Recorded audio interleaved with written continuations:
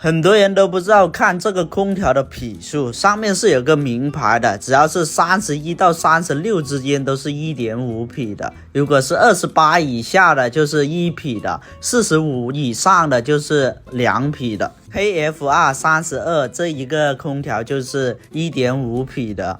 外机的下面也是有个名牌的，都是可以看得到匹数的。收废品每天都有惊喜，今天收回来一台空调。像收这种空调的时候啊，每一台的价格基本上都是不一样的。等一下我们来研究一下是什么个情况。首先要看一下带不带这个空调的连接管啊，带的话稍微价钱可以给高一点，但是感觉这个空调的铜管啊是铝管的，里面怎么这么黑呀？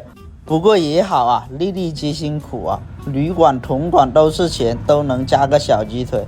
这一台空调是挂机的，挂机一般要比柜机贵一点，要看它的网是双网还是单网。最简单的快速的方法就是拿螺丝刀在它的网上捅一个洞，里面戳不进去的有2张网啊，如果戳得进去的话一般都是1张网的。再把这个空调上面的盖子给它打开，看一下里面是什么个情况。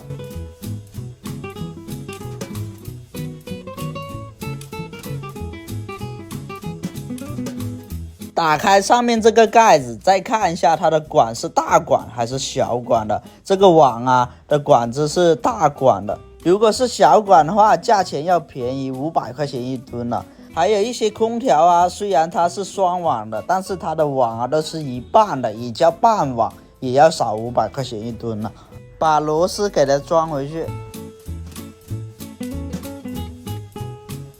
很多人都不知道看这个空调的匹数，上面是有个名牌的，只要是31到36之间都是 1.5 匹的，如果是28以下的就是1匹的，45以上的就是2匹的。KFR32这一个空调就是 1.5 匹的。外机的下面也是有个名牌的，都是可以看得到匹数的。用这把电缆剪把这根铜管给它剪掉，铜管上面还包了一层铁丝呢，铁都能剪断了。